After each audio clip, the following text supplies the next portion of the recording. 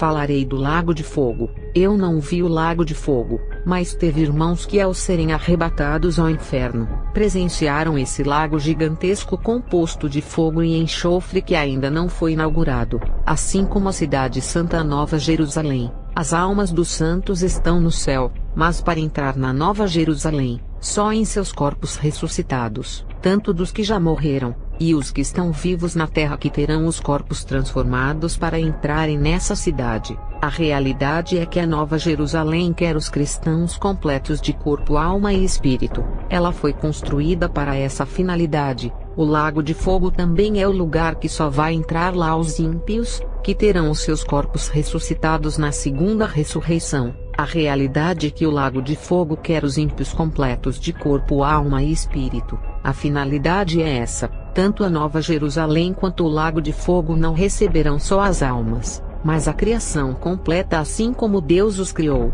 As almas são incompletas por não terem os seus corpos, e os salvos estão nos céus e os ímpios estão no inferno. Todos estão aguardando as suas novas futuras moradas. Existe uma doutrina chamada aniquilacionismo que fala que depois do julgamento, as almas e os demônios ficarão por pouco tempo no lago de fogo sofrendo, e não existirão mais. Antes de ir ao lago de fogo, temos que entender que os demônios sempre foram eternos. Eles foram criados desde milhões de anos atrás, e estão agindo até os dias de hoje. Eles são eternos iguais os anjos são. Aquilo que é eterno nunca irá deixar de existir.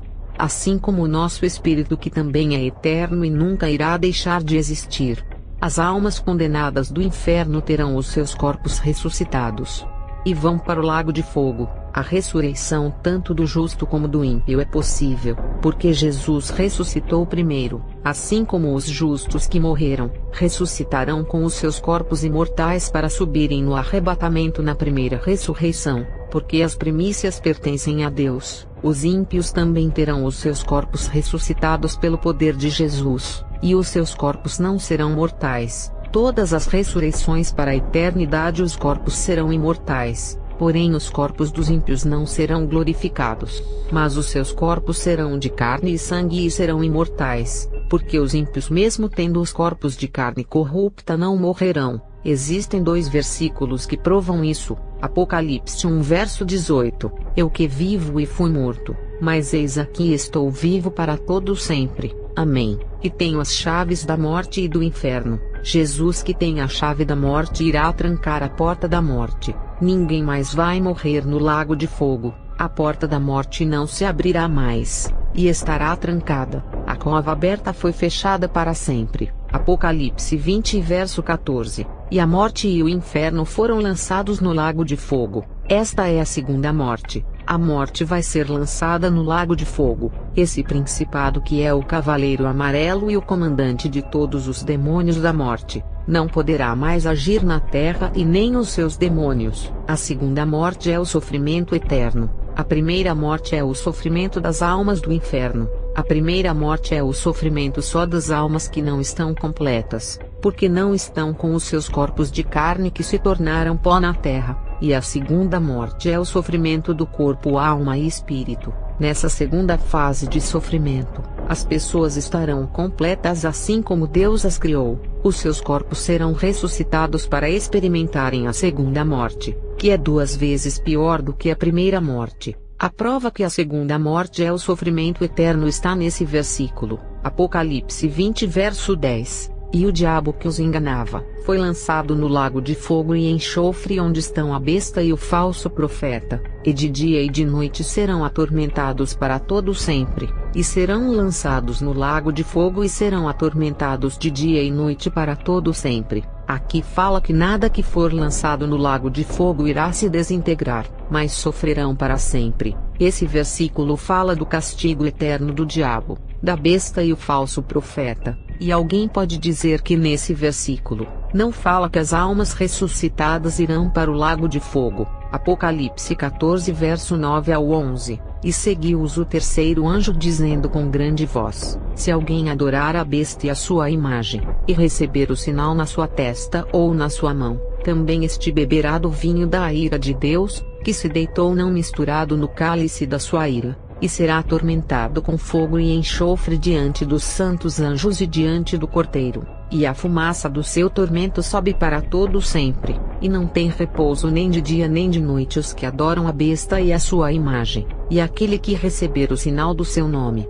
No verso 10, fala das pessoas que receberam a marca da besta, e beberão do vinho e do cálice da ira de Deus, e serão atormentados com fogo e enxofre diante dos anjos e do Cordeiro. No verso 11, fala que a fumaça do lago de fogo subirá para sempre, e não terão repouso nem de dia e nem de noite, ou seja, eternamente. Esse castigo são para os adoradores da besta. Mateus 25 verso 41. Então ele dirá aos que estiverem à sua esquerda: malditos, apartem-se de mim, para o fogo eterno preparado para o diabo e os seus anjos. Mais um versículo que fala das pessoas que seguiram o diabo. Elas vão para o mesmo lugar do diabo e os seus anjos. O corpo espiritual infernal vai ser lançado no lago de fogo também. Mas antes o inferno entregará todas as almas que engoliu, e não ficará com nenhuma alma em seu território. Apocalipse 20 verso 13. O mar entregou os mortos que jaziam nele, e a morte e o inferno entregaram os mortos que neles havia, e um por um foi julgado de acordo com o que tinha feito. O mar entregará os mortos e a morte também entregará todos que ela ceifou, e o inferno entregará as almas que estão sobre o seu poder, para a ressurreição dos seus corpos e condenação. Falarei sobre o despertar da verdade e a minha ficha que caiu. Vou começar falando de como a minha ficha caiu, e de como essa guerreira se despertou do engano e ressuscitou do vale de ossos secos. Nesse terminarei com o desfecho da minha batalha espiritual que levou à minha conversão, quando recebi a revelação sobre o mundo espiritual, e o Senhor me disse para selar e não passar até chegar o tempo certo. A minha conversão aconteceu quando nada mais fazia sentido na minha vida. As magias já não eram mais importantes para mim, e nem o dinheiro que ganhava. O vazio assumiu a minha alma de uma maneira tão profunda, que nada preenchia. Era como um esqueleto morto que não sentia mais nada de tanta secura em minha alma. Eu queria a paz e a felicidade que o dinheiro não me trouxe, porque a matéria não traz felicidade mais do que a espiritual, conhecendo o mundo espiritual através da bruxaria. E ainda fui ao inferno conduzida por um demônio que irei revelar mais para frente. Eu descobri que o mundo das trevas era perigoso demais, e decidi sair da escola de bruxas em fevereiro de 2005. Eu saí de uma escola de bruxa, onde a bruxa mestre me enxergava como uma futura líder, e as bruxas não queriam perder um talento igual a mim. Eu já tinha saído de uma escola para outra, e fui confrontada pela bruxa mestre, e agora estava saindo dessa escola onde era votada para ser a futura mestra substituindo a bruxa idosa mestra. Eu abandonei a escola mesmo sabendo que poderia ser a líder e ter muita influência no mundo das trevas. Sonhei que estava em um rio de águas sujas que fedia e bebia aquela água. Aquilo era o retrato da fonte que eu me alimentava. Eu cheguei em casa com o pensamento de não ser mais bruxa. Já havia renunciado à minha maldade. Quando eu olhava para o espelho, observei que o meu rosto era sombrio, olhos da maldade, com aquela face de morta-viva e pálida, a imagem da morte espiritual que vivia. Não tinha a imagem de Deus, mas a imagem de Satanás, pois era a sua filha. O meu rosto era obscuro. Quando fui ao quintal da minha casa e olhei para o céu, em visão vi Jesus. Ele olhava para mim com muito amor.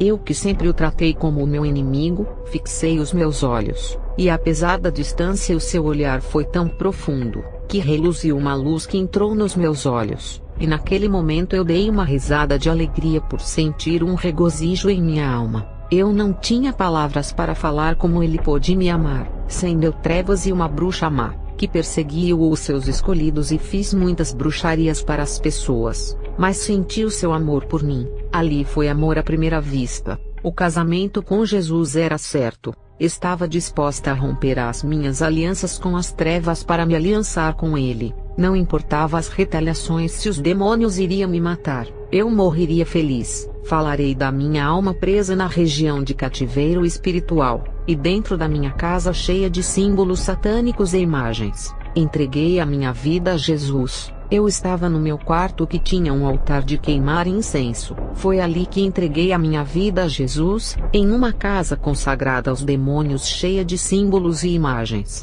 E ali senti as correntes se quebrarem no meu corpo. Eu vi minha alma presa em uma região no mundo espiritual. Ela estava acorrentada nos pés, nas mãos e uma algema no pescoço.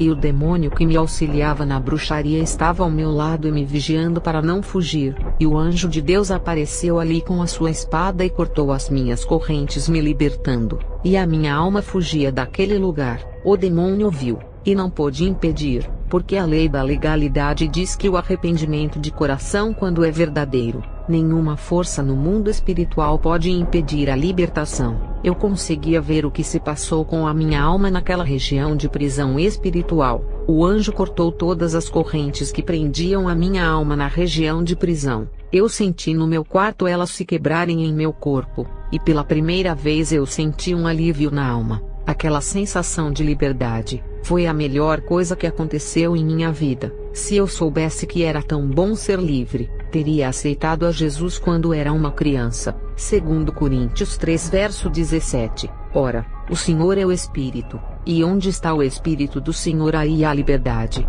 Para os jovens que buscam os prazeres no mundo e não querem saber de Jesus, não sabem o que estão perdendo. O único que pode lhe encher de vida e dar prazer de viver, a alma de vocês será saciada, coisas que o mundo não pode fazer por vocês. Quando eu me converti, a minha casa era o altar de Satanás, e a salvação veio até a mim. Eu que pensei que só encontraria Deus dentro de um templo, e ainda acreditava que para ser liberta, tinha que ir na igreja para o pastor orar por mim. Não precisou. Deus veio até a minha casa. Falo com regozijo no coração. Falarei sobre a retaliação do mundo das trevas contra mim. Quando eu me converti no meu quarto, fiz uma limpeza espiritual em minha casa, tirando toda a idolatria e os símbolos. O demônio que me auxiliava foi com uma grande espada me matar 3 dias depois. E quando ele chegou em minha casa, o anjo de Deus já estava lá acampado ao redor de minha casa, e impediu o plano dele para me matar. E aquele demônio recuou. Eu vi porque estava orando em meu quarto. O anjo reconheceu que o meu arrependimento foi sincero, e que a minha conversão foi legítima, porque se não fosse verdadeira, aquele demônio tinha me matado, porque eu o conhecia muito bem, por ele me acompanhar muitos anos. A minha saída da bruxaria me trouxe muitos inimigos, que disseram que eu era uma traidora. Bruxos que eu nunca conheci foram contratados para me matar. A escola de bruxaria não queria se envolver, e contratou bruxos que eu não conhecia para me matarem na magia. Eu já não tinha nenhum dom e nenhuma força da magia para me proteger, porque tudo foi tirado de mim. Nada das trevas podia ficar em uma pessoa que está na luz. Bruxos que comiam fogo e andavam na brasa com os pés descalços tentaram me intimidar. Bruxos que comiam vidros e faziam encantamentos com cobras me atacaram. Houve uma grande perseguição de cobras e aranhas que entraram em minha casa. Todos esses animais foram hipnotizados querendo picar a minha família. Como eu era do mundo da bruxaria, já sabia que os animais estavam hipnotizados pela magia do encantamento. Eu orei a Deus para desfazer os encantamentos, e quando a magia foi quebrada, os animais saíram da minha casa e retornaram para suas habitações na natureza. Depois disso eu estava na igreja, e um cachorro entrou dentro do templo e queria morder todo mundo por minha causa. Ele estava fora de si e descontrolado com muita fúria, parecendo um leão. O cachorro rosnava sem parar, e ninguém da igreja conseguia segurar e nem colocar para fora. E o pastor recebeu uma revelação, de que o cachorro estava possuído por uma legião de demônios. E o pastor disse assim: esse cachorro foi mandado, e fizeram um ritual de possessão para ele receber todas as entidades do local. E o pastor pediu para a igreja orar, e o cachorro começou a uivar igual a um lobo, e o seu corpo endureceu e os seus olhos ficaram dilatados, e ele caiu duro. O seu corpo parecia pedra quando o pegaram para o tirarem de dentro da igreja. O cachorro parecia que estava muitos dias morto, porque o seu corpo estava muito duro. Falarei de como o poder de Deus vai além das 4 paredes. Quando Deus quer salvar a pessoa, não importa o lugar onde esteja, pode estar naquela igreja cheia de abominações. A pessoa pode estar na boca de fumo, casa ou terreiro de Umbanda, o poder de Deus é tão grande, que até no inferno ele resgata. 1 Pedro 3 verso 19 e 20, no qual também foi, e pregou aos espíritos em prisão, os quais no outro tempo foram rebeldes, quando a longanimidade de Deus esperava nos dias de Noé, enquanto se preparava a arca, na qual poucas, isto é, 8 almas se salvaram pela água. Jesus desceu ao inferno e pregou para as almas aprisionadas do tempo de Noé. Eles tiveram uma chance porque ainda não tinha a lei mosaica, e o povo de Israel ainda não existia. Deus não tinha um povo na terra que viria com a descendência de Abraão. Eles tiveram a segunda chance por não terem o manual de salvação que nós temos hoje. Essa segunda chance já não existia no tempo da lei e nem na graça. Não importa a condição do pecador e nem mesmo aonde ele esteja. Se estiver no mais profundo da lama, a mão divina puxa para fora. Eu já vi testemunhos de pessoas que não eram cristãos e morreram sem Jesus, e foram para o inferno, e ganharam a segunda chance de voltar e relatar, porque Deus quis fazer dessa pessoa um milagre e um instrumento ganhador de almas. Foi o que aconteceu com o ex-budista do país Myanmar, lugar onde não tem igreja. Deus escolheu um monge que dava bom testemunho de vida, e que todos acreditavam em seu caráter. Deus o escolheu para o levar ao inferno, e como ele não era de mentir, muitos monges aceitaram a Jesus, e a ressurreição dele que aconteceu, também ganhou muitas almas. Essa é a estratégia de Deus e o poder do Evangelho. Só Deus tem o poder de mandar o ímpio ao inferno e o fazer retornar. Salmos 139 versos 7 ao 9. Para onde poderia eu fugir do teu espírito? Para onde poderia correr e escapar da tua presença? Se eu escalar o céu, aí estás. Se me lançar sobre o leito do mais profundo do inferno, igualmente ali o Senhor estás. Se eu me apossar das asas da alvorada e for morar nos confins do mar, a salvação é muito mais do que os partidaristas da religião dizem, que a graça está em suas denominações, e só de estarem debaixo das placas deles já estão salvos, e na verdade nem placa irá salvar, por ter muito joio dentro da igreja. As mãos de Deus têm alcançado lugares onde não há igreja, como presídios e hospitais. A graça tem chegado em lugares que só tem ímpios e nenhum membro de igreja, porque o Evangelho é o poder de Deus para a salvação de todo aquele que nele crer.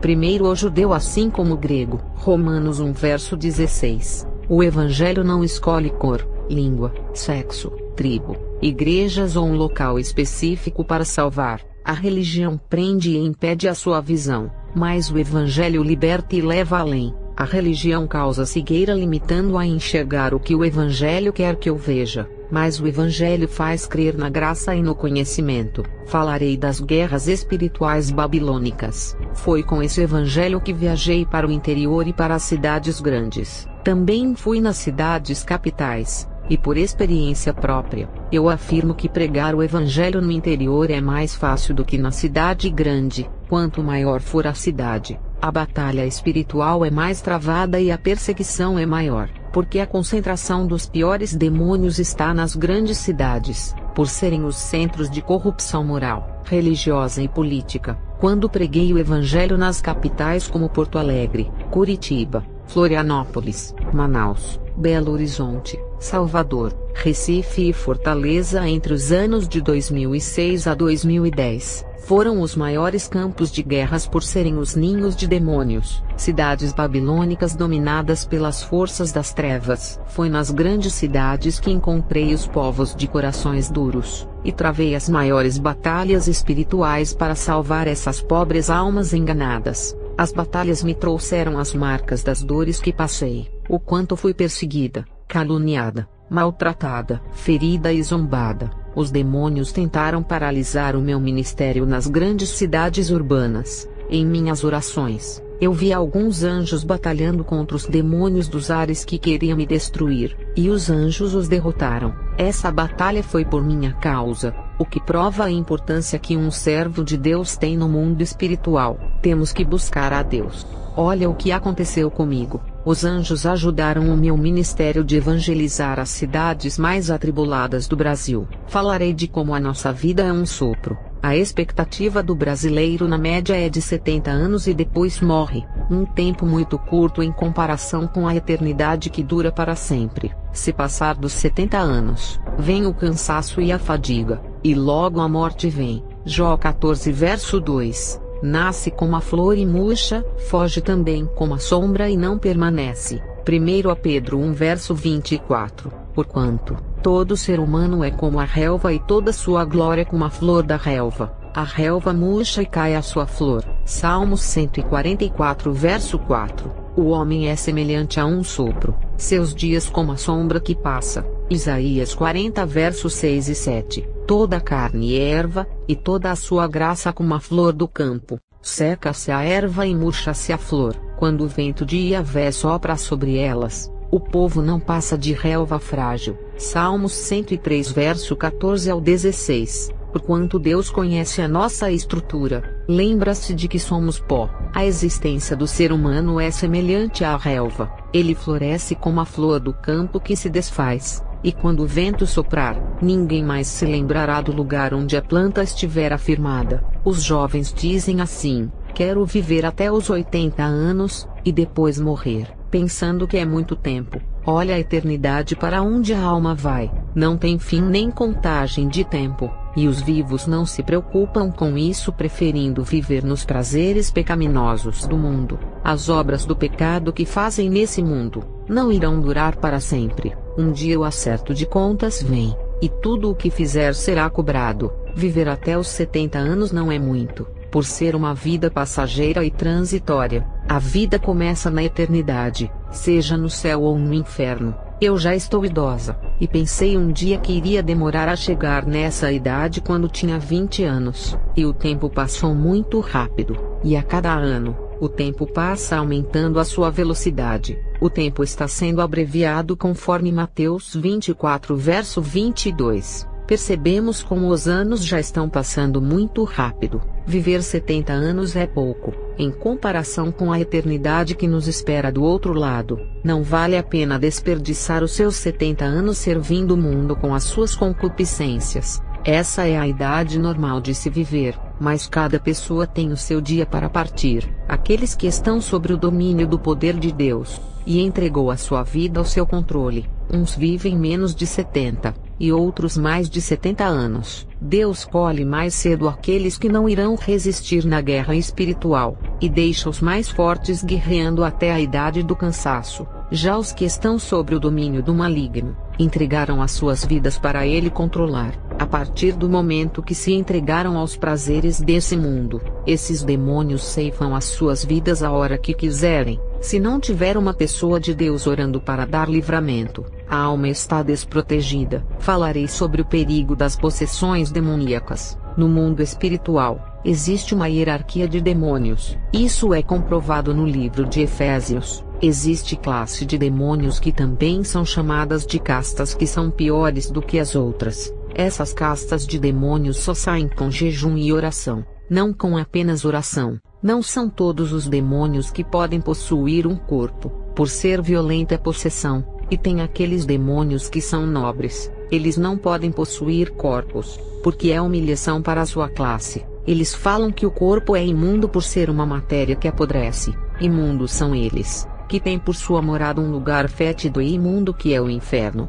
Tem muitas igrejas que os pastores, bispos e apóstolos, ao expulsarem demônios, antes de expelirem, chamam mais demônios e amarram eles no corpo da pessoa. Eles chamam o chefe de cabeça ou o chefe da legião que está no corpo da pessoa, e depois expulsam todos. Quando Jesus expulsou a legião de demônios do homem de Gadará, ele amarrou os demônios no corpo de outra pessoa ou iria mandá-los para o inferno. Se Jesus expulsasse aqueles demônios, eles ficariam vagando na terra atrás de corpos para possuírem, e Jesus sempre manda para o inferno. Aqueles demônios imploraram para não os mandar para o inferno, e pediram permissão para entrarem nos porcos. O fato é que Jesus expulsava os espíritos dos endemoniados, mas não chamava os demônios para entrarem em quem não tem. Ele não invocava para os demônios virem nas pessoas. Ele mandava ir embora para longe, se preocupando com a libertação corporal. Tem pessoas que chegam com um demônio no corpo na igreja, e saem com uma legião de tantos neopentecostais chamarem por gostarem de espetáculos. Isso é muito perigoso chamar o chefe da legião ou o chefe da cabeça. No mundo espiritual, existem diversas classes de demônios que não conhecemos. Não sabemos quais são os demônios que são de possessão de corpos, e há aqueles que não são de possessão de corpos. Tem demônios que são dos ares e ficam na terra. Esses demônios não podem sair dos ares, por serem as potestades dos ares que bloqueiam a oração para não subir, e impedir que os anjos venham a descer e trazer as bênçãos. E tem demônios que não são para possuírem corpos, porque a possessão é violenta e mata. Eu mesma, quando estava na bruxaria, vi muitos demônios que não eram possessores de corpos. Eles só entravam dentro dos corpos das pessoas para matarem. E muitas das bruxas que sabiam que esses demônios não eram de possessões, enviavam esses espíritos para possuírem e esmagarem os órgãos internos das pessoas, levando à falência. É muito perigoso um pastor, quando for expulsar os demônios, primeiro invoca o nome de um demônio para entrar na pessoa, sem saber se esse demônio é possuidor. Quando eu era uma bruxa, eu vi um pastor invocar um demônio chamando pelo nome, e a mulher ficou possessa. E quando ele expulsou o demônio, essa mulher ficou doente, e 4 dias depois dessa cena ela faleceu. O demônio que o pastor invocou saiu do corpo dela, mas deixou uma enfermidade da morte em seu corpo. Esse demônio que o pastor invocou, na bruxaria ele é conhecido como um espírito de alta patente espiritual chamado de Zabuza. Ele não é um demônio de possessão corporal. Ele apareceu para as bruxas, e elas tinham medo dele entrar em seus corpos, porque sabiam das sequelas que ele deixava dentro do corpo. Tem um demônio na bruxaria que, quando possui uma pessoa, ele mexe tanto no emocional, e planta uma enfermidade espiritual na mente da pessoa, deixando louca. O demônio possui a pessoa e ela fica agindo normal, e quando sai do seu corpo ela fica louca. Pastores que se incham quando estão fazendo um exorcismo, e chamam a legião inteira que está na casa da pessoa possuída e de toda a família. Isso é errado, porque não sabemos o nível da hierarquia que está sendo invocada. Já teve pessoas que, ao receberem uma legião mandada pelas bruxas, morreram, porque não eram demônios da possessão. As bruxas conheciam muito bem a casta de demônios que enviavam. Teve um demônio na escola das bruxas, que se revelava para as feiticeiras de alto nível. Ele se apresentou com o nome de Xaropã, e esse demônio acompanhou a bruxa mestra na época que a gente tentava corromper as igrejas. Percebemos que existia uma igreja séria, mas o pastor, embora fosse um homem de oração e sério, ele tinha uma falha de invocar os demônios para entrarem no corpo da pessoa. Ele também não tinha discernimento do mundo espiritual, e os demônios que vigiavam cada passo dele revelavam tudo. Quando a bruxa mestra pisou os pés na igreja dele, ela sentiu a presença de uma legião de demônios no corpo de um homem possesso que estava de camisa azul. Até aí a legião não havia manifestado, tudo estava normal. O demônio Xaropã, um dos nobres, estava ao lado da bruxa mestra, que estava ao lado de fora, perto da porta. Quando o pastor pegou o microfone para pregar a palavra, ele chamou o rapaz de camisa azul, que estava possesso pela legião que Deus tinha revelado a ele. E quando o rapaz foi na frente, a legião se manifestou, e o pastor, com a sua autoridade, poderia expulsar todos os demônios. O problema é que ele sentiu a presença muito forte do demônio que estava ao lado da bruxa mestra. Os demônios nobres têm uma presença maligna muito forte acima de um demônio normal, por causa de sua carga negativa. E o crente que tem aquela sensibilidade espiritual,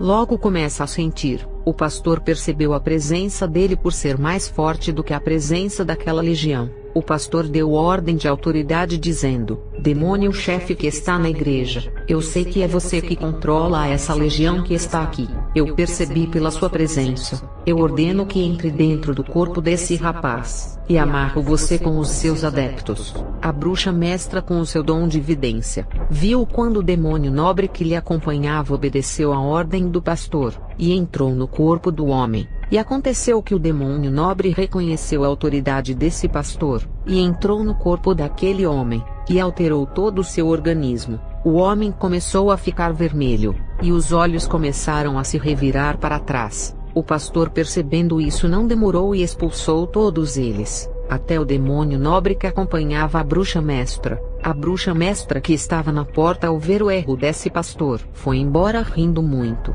Ela conhecia muito bem esse demônio nobre, e sabia que ele não era de possessão. Perceba que a legião já habitava no corpo do homem e nunca matou ele, e nunca iria matar naquela noite que se manifestaram. Quando o pastor chamou o demônio nobre para entrar no corpo do homem, os seus órgãos vitais iriam paralisar se o pastor não expulsasse rápido. Um único demônio podia matar aquele homem dentro da igreja, porque a possessão desse demônio nobre é muito mais forte do que aquela legião inteira. Isso é a prova de que não são todos os demônios que podem possuir um corpo. Esse homem que foi possuído por Charopan logo faleceu com problemas do coração, porque esse demônio nobre, quando entra no corpo da pessoa, ele aperta o coração até matar. Como o pastor foi rápido em expulsar o demônio, ele saiu, mas deixou um pequeno dardo do tamanho de um alfinete dentro do coração do homem que faleceu 3 meses depois. Se o pastor tivesse expulsado aquela legião sem precisar chamar o demônio nobre,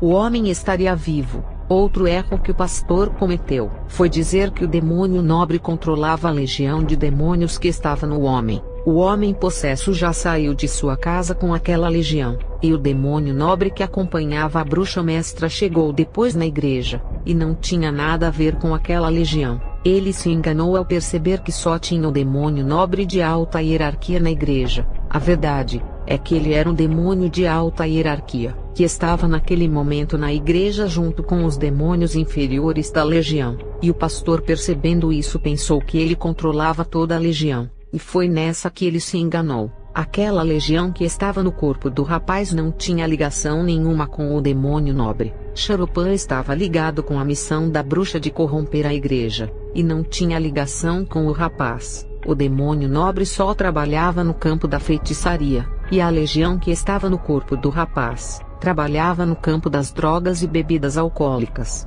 O líder dessa legião era um demônio de alta patente que está envolvido com as drogas e o álcool. Esse homem tinha um histórico de alcoólatra e usava muitas drogas, e aquela legião era dos vícios, e não tinha nada a ver com a feitiçaria. Os demônios da bruxaria só trabalham com as bruxas e feiticeiros, e não se envolvem na área dos vícios das drogas e do álcool, porque já tem um demônio-chefe responsável por essa área. Os demônios são organizados em seus trabalhos na Terra. O pastor errou ao associar um demônio de alta patente da bruxaria com os demônios dos vícios. Se ele conhecesse o demônio nobre que mandou entrar no rapaz, ele saberia que quando esse demônio sai, deixa sequelas, um dardo de enfermidade no corpo. O pastor, ao expulsar o demônio, ele tinha que orar para o rapaz ser curado da sequela, ou expulsar o dardo de enfermidade que estava no coração do rapaz. Quando não tem o discernimento de espírito,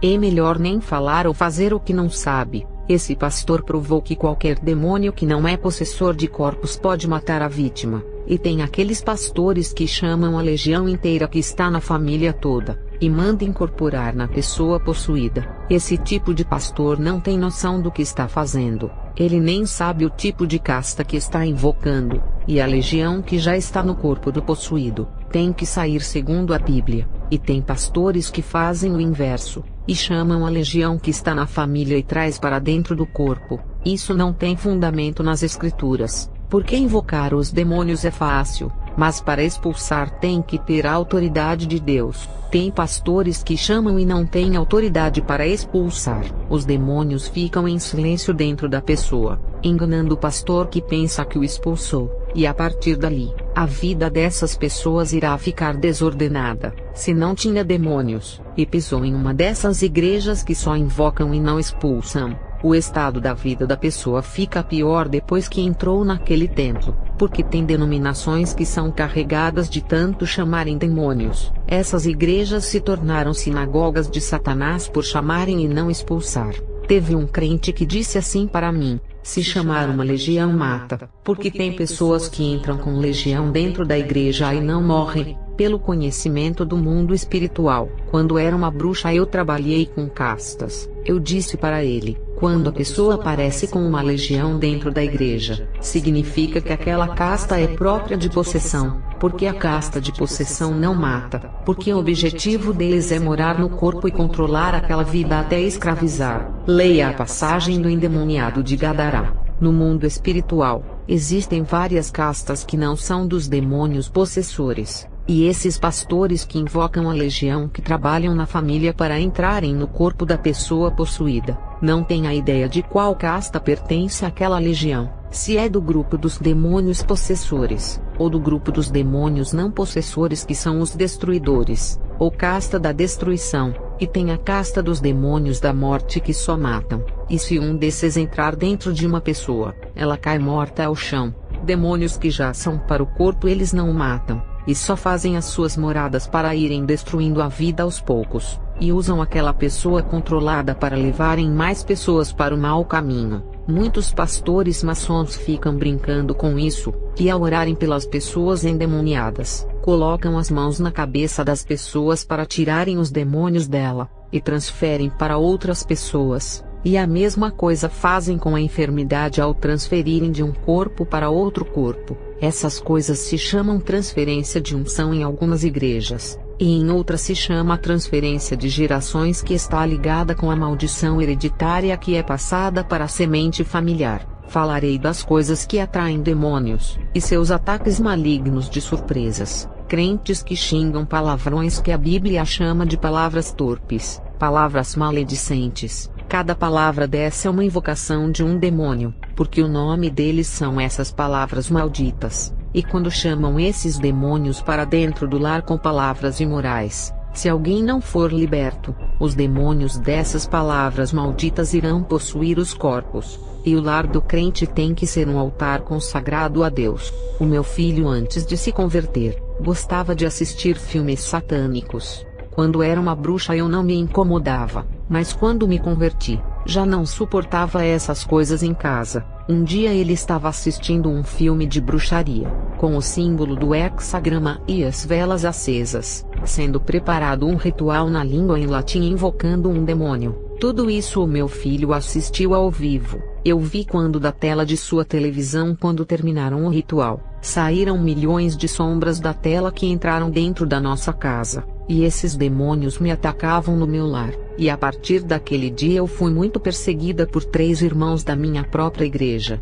Da onde eu menos esperava veio o levante. A pessoa que eu menos esperava se levantou contra mim, que foi o meu esposo que ainda não era crente, e a gente sempre foi um casal tranquilo, e aquela era a segunda vez depois de muitos anos que brigamos. Porque o meu casamento sempre foi aberto para o diálogo, e ter discutido com o meu esposo naquele dia não foi normal. De onde eu menos esperava veio o ataque de dentro do meu lar. A gente fica esperando o diabo se levantar em lugares distantes, e somos surpreendidos dentro do nosso lar. O diabo se levanta dentro de nossa própria casa. O meu esposo ainda não era convertido e ficou vulnerável. Depois os crentes defensores do cinema dizem que o filme é apenas uma ficção criada pelos produtores e que não é real, e nem afeta a vida espiritual, e chamam de entretenimento uma cena que faz um ritual de verdade, mesmo sendo uma cena gravada pelos atores. Os rituais são verdadeiros e traz maldições para dentro do lar.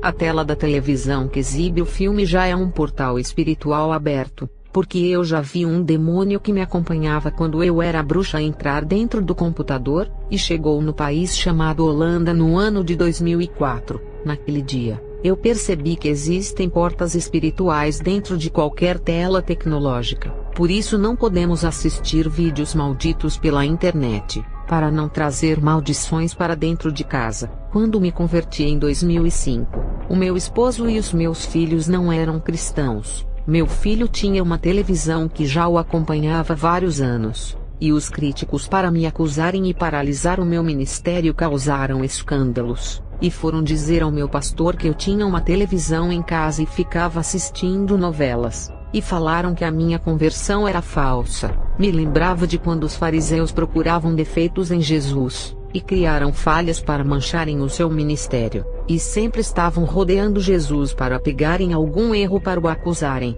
e o dia de sábado era o dia que eles mais vigiavam. Mateus 22 verso 15 ao 22. Então, retirando-se os fariseus, consultaram entre si como o surpreenderiam na alguma palavra. Enviaram-lhe os seus discípulos, com os herodianos, dizendo: Mestre, bem sabemos que és verdadeiro, e ensinas o caminho de Deus segundo a verdade, e de ninguém se te dá, porque não olhas a aparência dos homens. Dize-nos, pois, que te parece, é lícito pagar o tributo a César ou não? Jesus, porém, conhecendo a sua malícia, disse: Por que me experimentais, hipócritas? Mostrai-me a moeda do tributo. E eles lhe apresentaram um dinheiro, e ele disse-lhes: De quem é esta efígie e esta inscrição? Dizem-lhe eles: De César. Então ele lhes disse: Dai, pois, a César o que é de César, e a Deus o que é de Deus. E eles, ouvindo isto, maravilharam-se, e deixando-o se retiraram.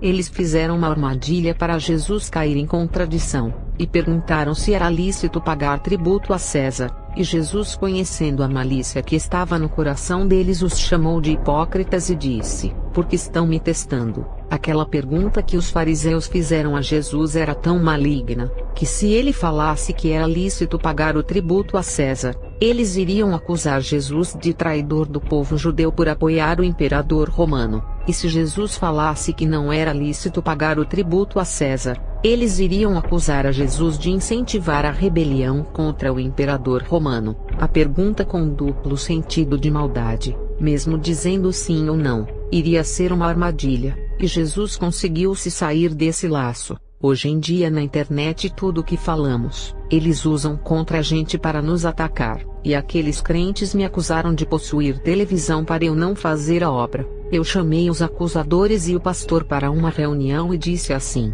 para os acusadores, antes de falarem que tenho uma televisão, é preciso ter certeza de que é minha, porque afirmam uma coisa que não é verdade. Isso é o pecado da mentira. A televisão é do meu filho, ele não é crente, porque se fosse não teria. Eu não posso jogar a sua televisão fora, porque é dele e custou o seu dinheiro. Eu não posso renunciar àquilo que não me pertence e não está sobre o meu poder. Se eu jogar a televisão do meu filho no lixo, toda a harmonia e paz do meu lar irá embora, e a contenda irá reinar. Provérbios 14 verso 1. Toda mulher sábia edifica a sua casa, mas a tola derruba com as próprias mãos. Esse é o conselho que vocês querem me oferecer de jogar a televisão no lixo. Como irei ganhar a alma do meu filho aborrecendo-o? Colossenses 3 verso 21. Vós pais, não irriteis a vossos filhos para que não percam o ânimo. Sobre a questão de aconselhar, não são todos que estão aptos para isso.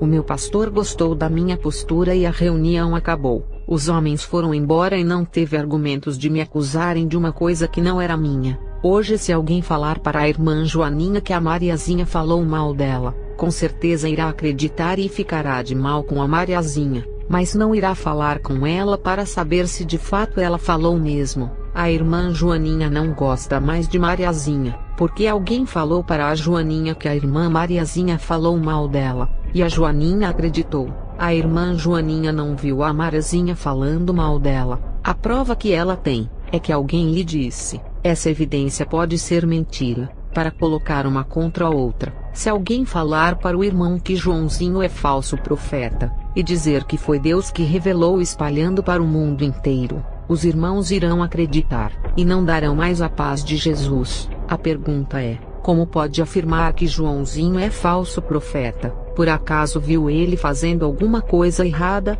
usurpando o dinheiro dos fiéis? Conhecem a vida dele para afirmar que ele é falso profeta, ou está trazendo julgamento para a vida dele, se baseando naquilo que outros irmãos falaram? Todos que servem a Deus têm que vigiar contra as manipulações, porque você pode estar caluniando uma pessoa inocente, e cometer uma injustiça contra alguém inocente. Isso é pecado. Sobre aconselhar as pessoas, eu tenho cautela e procuro vigiar naquilo que eu vou falar. Quando eu era nova convertida, uma bruxa foi enviada da escola para destruir o meu casamento. O Espírito Santo me alertou que uma mulher iria aparecer em frente à minha casa, e disse para eu vigiar. E aquela mulher apareceu no outro dia e disse assim: vou tomar o seu esposo, e irei destruir o seu casamento.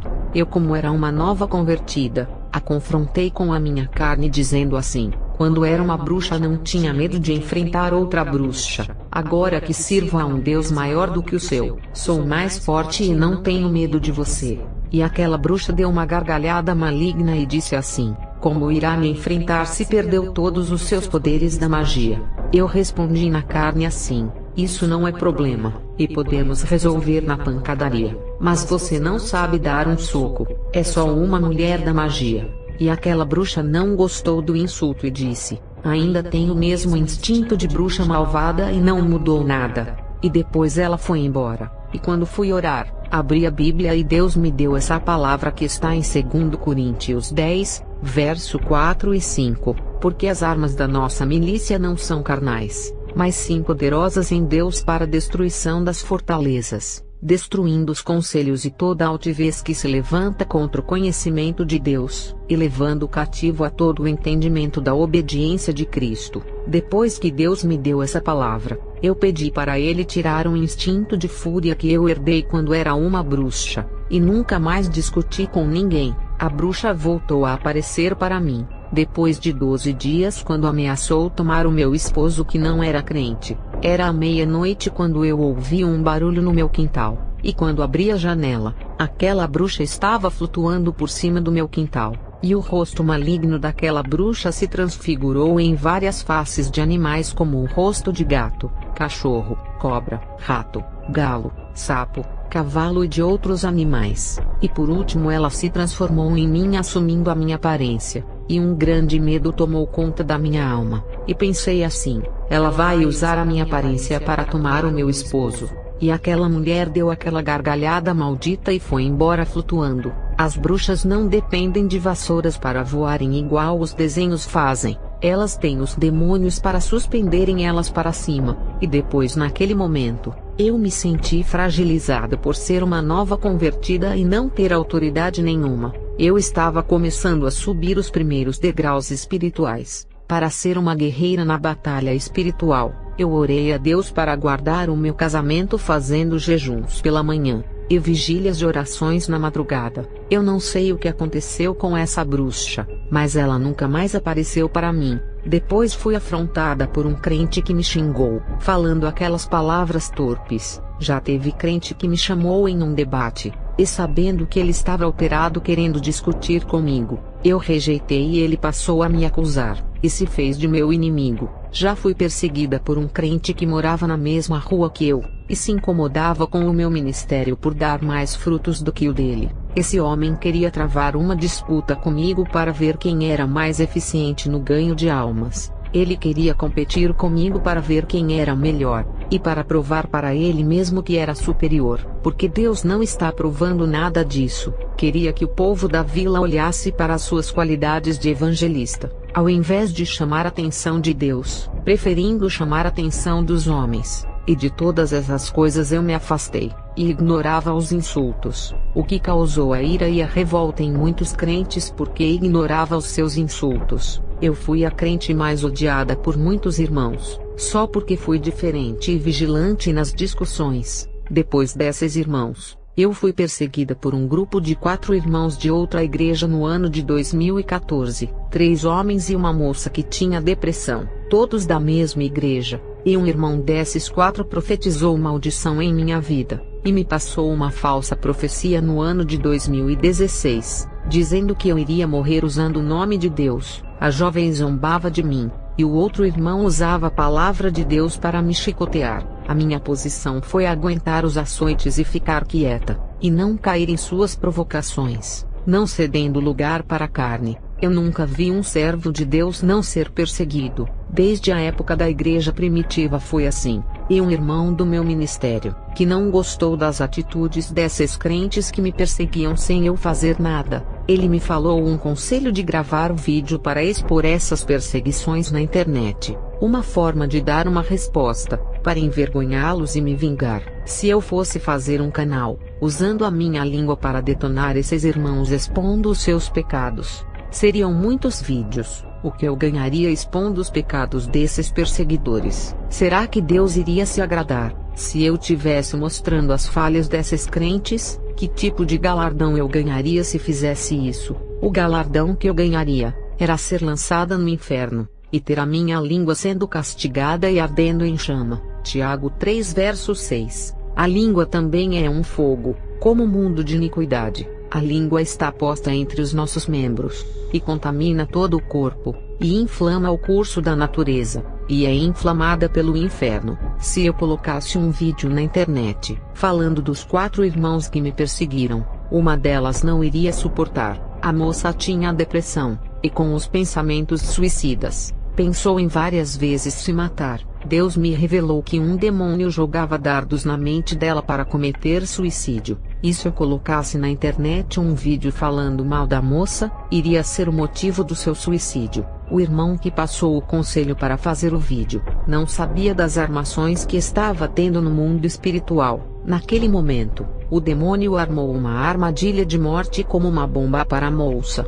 Só precisava alguém ativar a bomba para causar a explosão, e fazer a moça cair na armadilha da morte. Se eu fosse uma crente vingativa que não ficasse calada e fizesse vídeo resposta, teria ativado a bomba e causado uma grande explosão. Se eu fosse uma crente que agisse pela emoção, teria jogado a moça na armadilha de Satanás que estava preparada. Se eu gravasse o vídeo, a moça iria cometer suicídio, e Satanás sabia que ela tinha os pensamentos suicidas. Eu não queria ser o pivô da morte dessa moça, e nem ser o instrumento de Satanás para fazê-la tirar a sua vida. Por isso temos que ter cuidado ao gravar vídeos falando de alguém. Cada pessoa tem uma estrutura, uns suportam e outros não. Não sabemos o estado emocional da pessoa, e um vídeo gravado pode ativar o gatilho da morte. Eu já vi pessoas ficarem depressivas, por terem a sua foto falada em grupos de WhatsApp. Imagine um vídeo. 1 ano e pouco depois, um desses irmãos que me perseguia ficou enfermo, e o seu pastor foi orar em sua casa. Ele não sarou. Muitos homens de Deus foram orar por ele, e nada dele ser curado, e sem alternativa, mandou um de seus parentes me chamar para orar pela sua vida. Eu desci em sua casa e orei, e 3 dias depois ele foi curado, e foi ao portão da minha casa pedir perdão. A questão dele não ser curado por outros irmãos não significa que todos não tinham autoridade, até porque foram muitos vasos que tinham a vida no altar orar por ele. Eu abri a palavra e fui surpreendida. 1 Samuel 24 verso 4. Então os homens de Davi lhe disseram: Eis aqui o dia, do qual o Senhor te diz: Eis que te dou o teu inimigo nas tuas mãos, e far-lhe-ás como te parecer bem aos teus olhos. E levantou-se Davi, e mansamente cortou a orla do manto de Saul. E lendo essa palavra, Deus não permitiu que outros vasos o curassem, porque Deus entregou a vida desse irmão em minhas mãos. Ali ele estava em minhas mãos, e só seria curado por meio do meu ministério. Deus estava me exaltando no meio dos meus perseguidores. E continuei lendo esse versículo, e Deus me revelou o que teria acontecido nessa palavra. 1 Samuel 24 verso 9. E disse Davi a Saul: Por que das tu ouvidos às palavras dos homens que dizem: Eis que Davi procura o teu mal? Aquele irmão me perseguia, porque alguém falou de mim para ele que eu falava coisas absurdas dele, e ele confirmou. Essas coisas acontecem na internet, de certos irmãos que gostam de colocar os seus inscritos contra os servos de Deus que pregam a sã doutrina no YouTube, e a cura daquele irmão não foi porque tenho autoridade. Eu não tenho o dom da cura. Deus me fez saber que a cura desse irmão foi porque quando comecei a orar por ele, no fundo do seu coração se arrependia de ter me perseguido. Descobri que o arrependimento do pecado traz a cura. Quando o rei Ezequias ficou enfermo e iria morrer, ele chorou e se arrependeu, e Deus o curou e deu mais 15 anos de vida. O profeta Isaías tinha acabado de entregar a sentença de morte ao rei. Depois que Ezequias chorou e se arrependeu, Isaías retorna para ele e entrega a profecia de vida. Depois dizem que palavra de rei não volta atrás. Deus voltou atrás, porque ele atende a oração contrita de coração. Ele sonda o arrependimento do fundo da alma e tem misericórdia. O mundo espiritual muda as leis para o arrependido, absolvendo da morte. Depois desse irmão ser curado, fui visitar a moça que estava depressiva. Ela estava pior, e a cada dia se isolava em seu quarto e parou de andar na igreja. Nenhum irmão foi visitá-la. Eu fui ver essa moça, e ela ficou surpresa por me ver lá. Esperava ver qualquer pessoa de sua igreja, e não a pessoa que ela maltratou e humilhou. Temos que seguir o exemplo de Jesus. Ele foi martirizado naquela cruz, humilhado, esbofeteado, açoitado e pedindo para Deus perdoar, porque aquelas pessoas não sabiam o que estavam fazendo. Eu fui na casa da moça e abracei ela muito forte. Senti amor por aquela alma que o diabo queria fazer tirar a sua própria vida. Fiz uma oração, e afastei o demônio da depressão. Eu vi esse demônio dentro do quarto dela. Ele ficava oprimindo a mente dela todos os dias, colocando pensamentos de suicídio, e esse demônio ficava insistindo para a moça tirar a sua própria vida. Ela ficou feliz e me pediu perdão, e naquele momento ela mudou a sua vida, e começou a servir a Deus de verdade. Esse ato de me humilhar, em falar com essa moça que me perseguia, Deus me exaltou durante um ano quando tive essa atitude. A atitude que eu tive, 2 irmãos que postam vídeos no YouTube não tiveram, e aconteceu uma guerra desses 2 youtubers, e um começou a atacar o outro em seus vídeos. Ninguém queria abrir mão da sua razão e pedir perdão. Eles não abriam mão de suas exaltações e egos. Um dizia assim: foi ele que começou primeiro a me ofender, e me deve desculpas. Ele está errado. Independentemente de quem começou a guerra, alguém tem que ser humilde e pedir perdão. Quem abre mão da sua razão, mesmo estando certo, e pede perdão, estabelece a paz. Isso vale para o casamento, relações de amizade e também para os inimigos. Falarei da conversão da minha família, e a perseguição que sofreram pela renúncia. Depois da perseguição da bruxa, o meu esposo se converteu em um ministério que ele gostava, que não era onde eu congregava. E quando ele se batizou e começou a fazer parte da Santa Ceia, e até chegou a pregar a palavra ganhando a confiança do pastor, inventaram uma calúnia contra a sua vida, de que tinha cometido um pecado.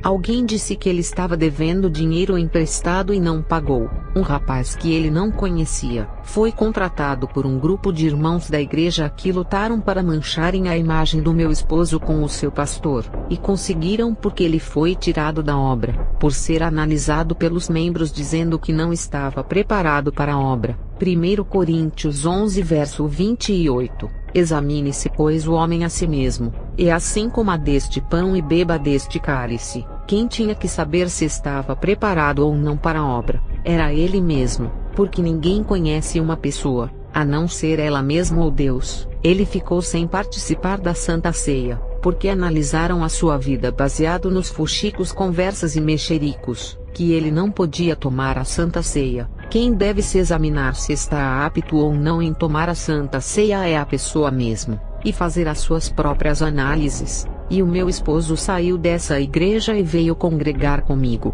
e o meu filho também se converteu em uma igreja do Ministério de Louvor. Ele procurava seguir a Bíblia, e vivia uma vida separada do mundo. O problema foi que, ao se tornar um líder de célula de muitos jovens que não queriam compromisso com Deus, esses jovens participavam das células e das músicas e não queriam viver uma vida de santidade. Nesses grupos de células, tem que falar os problemas para o líder ficar orando pela pessoa. Eu reprovo isso. Os líderes não precisam saber dos problemas, é só orar a Deus e apresentar o problema. Muitos crentes, ao saberem dos problemas das pessoas, usam isso como revelação de Deus, porque ouviu o problema da pessoa pela boca de alguém. O meu filho falou de um problema dele muito grave para um rapaz que também era líder de célula. Esse assunto se espalhou como fogo dentro da igreja, e a língua do rapaz, que foi apenas para comentar o problema do meu filho, foi derrubar o ministério dele, que foi perder o cargo de líder do grupo.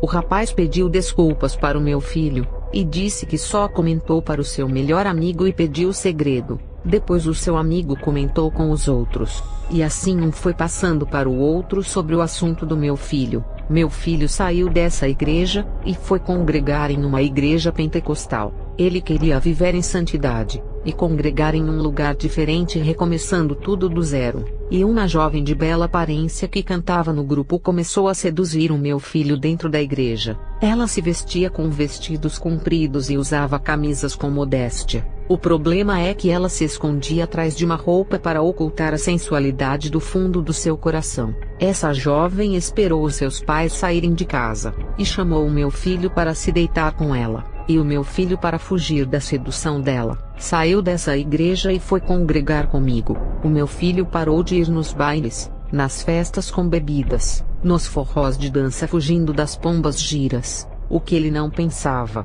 é que já tinha uma sedutora para atacá-lo dentro da igreja. As igrejas de hoje estão cheias de pombagiras. Ai dos que ainda não se casaram, e que irão olhar para ver se tem alguma serva de Deus na igreja, e só encontrará mulheres sedutoras e sensuais tomadas pelos frutos da carne. A minha filha, ao se converter, apareceram muitos rapazes e ela resistiu. Quando ela ainda não era crente, tinha namorado com vários rapazes e nenhum dava certo. Ela reclamava que não tinha sorte. Eu sempre disse que cada panela tem a tampa certa. Não existe falta de sorte para os servos de Deus. Existe arrumar a pessoa errada, quando o crente não espera a pessoa certa, e fica dando lugar para as vontades da carne arrumando qualquer mulher. Ele vai ter várias decepções que vai fazê-lo parar de acreditar no amor, e grandes frustrações vêm com as suas más escolhas. Já os que esperam em Deus não serão envergonhados, porque Deus sempre dá o melhor. Provérbios 10 verso 22. A bênção do Senhor é que enriquece, e não traz consigo dores. A minha família, depois que se converteu, foi mais perseguida pelos crentes do que pelos ímpios. E isso é bíblico. Quando Jesus veio ao mundo, o próprio povo de Israel o rejeitaram, enquanto os samaritanos, que não eram do povo de Deus, o receberam bem. O povo de Israel pediu a crucificação de Jesus. Ele veio para os seus que o rejeitaram. Os profetas de Israel não tinham valor para o seu povo, mas os povos estranhos aceitaram as mensagens dos profetas. Os discípulos de Jesus foram mais perseguidos pelo povo de Israel do que pelos povos estranhos. Estevão foi apedrejado pelo povo de Israel. Eles tentaram encontrar falhas em Estevão e não acharam, e por isso contrataram testemunhas de acusações. E o próprio Jesus, que não tinha pecado, eles tentaram achar uma falha para incriminá-lo. É o que acontece nos dias de hoje.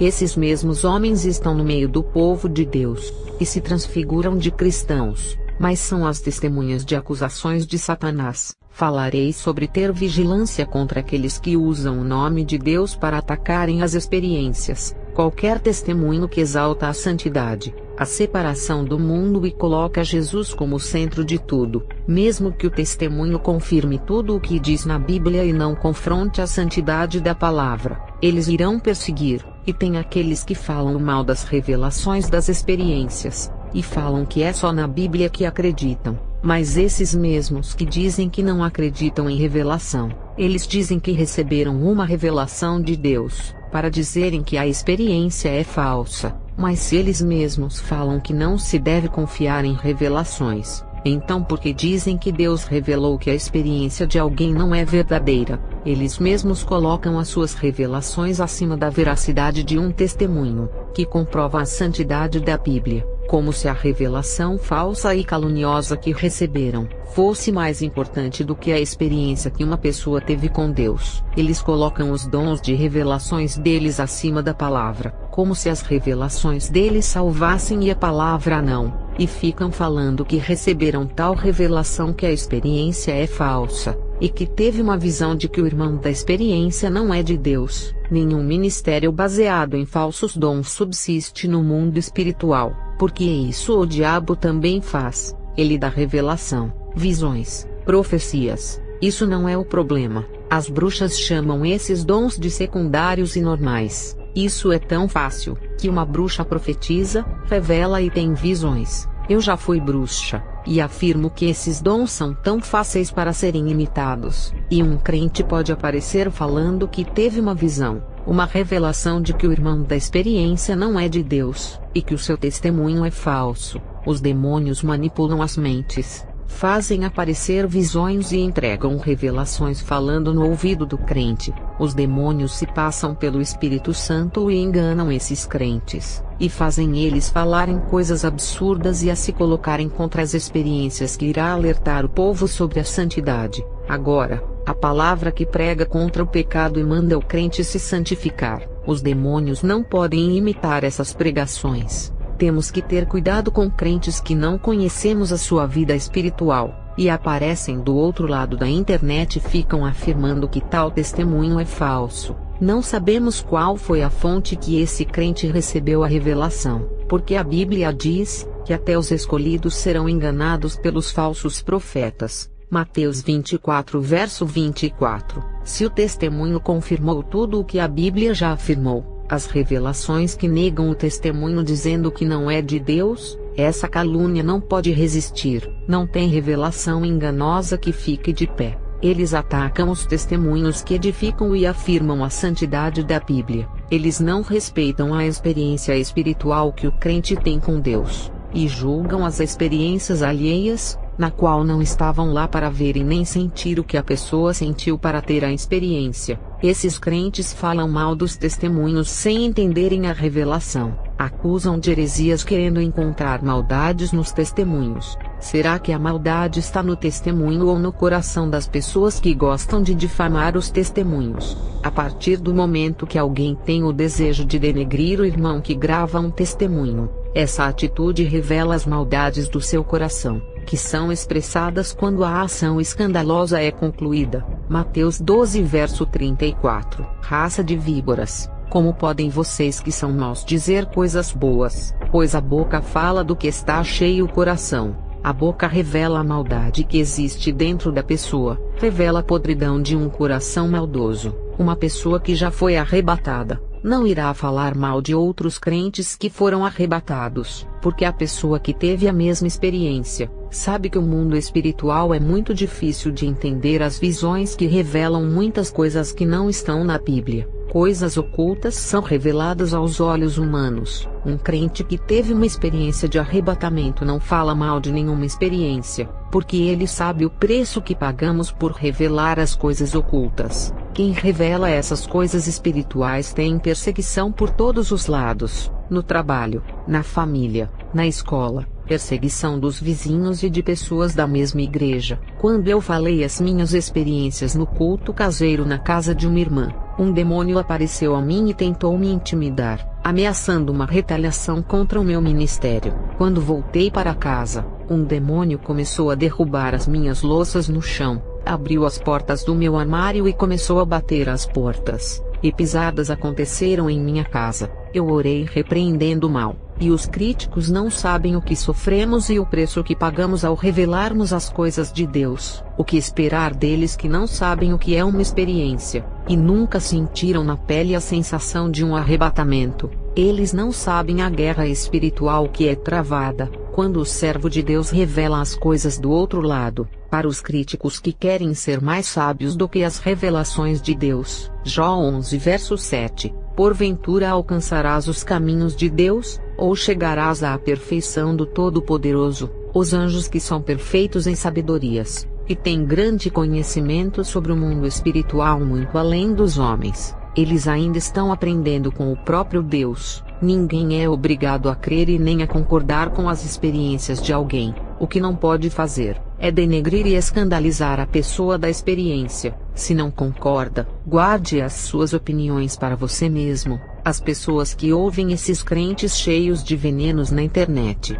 cuidado com os fermentos dos fariseus que entram em seus ouvidos e azeda o coração. Essas palavras não acrescentam em nada na vida espiritual, é perca de tempo. É melhor ocupar o tempo orando a Deus para que a sua lamparina continue acesa, porque Jesus vem buscar os que estiverem com as suas lâmpadas acesas. Nesse momento, estão se preparando para o arrebatamento ou participando dos grupos das críticas. Se libertem da religião que causa divisão. A religião forma grupos religiosos, e o Evangelho não é isso. Se libertem das correntes das crenças humanas que lhe prende na religião, que não deixa você entender o verdadeiro Evangelho. A religião lhe prende em certas doutrinas, e proíbe que a luz do Evangelho venha iluminar a sua mente. Deixa o Evangelho libertar você dessa religiosidade que causa divisão entre o povo de Deus. O Evangelho limpará a sua mente de toda a manipulação religiosa que está em sua mente.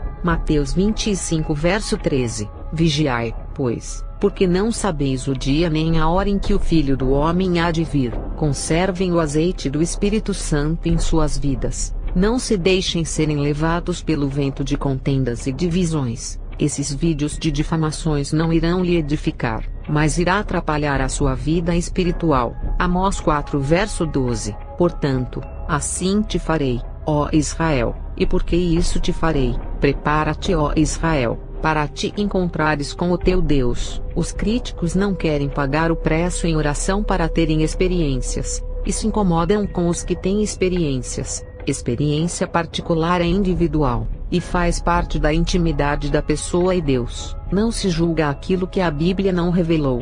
A palavra de Deus promete que revelará os mistérios para quem busca. A Bíblia não confronta os mistérios, porque são coisas que não estão na Bíblia, e se não está, a Bíblia não irá confrontar, e Deus não reprova as experiências espirituais que denunciam as obras de Satanás. Quando Deus dá experiência para alguém, a experiência nunca irá ser contra a Bíblia, porque a experiência que desmente a Bíblia, vai contra o princípio da justiça que é a palavra. Deus deseja que a humanidade seja salva, e nunca dará uma experiência que não fale de santidade, e que não revele o pecado e os planos de Satanás. Diferente de testemunhos que a pessoa fala que foi no purgatório, e que viu as almas que tiveram uma vida de pecado sendo purificadas lá para entrarem no céu. A pessoa morreu na maldição do pecado e não se lembrou de Deus na terra, e agora está no purgatório e receberá mais uma oportunidade. Então o mundo inteiro irá ser salvo.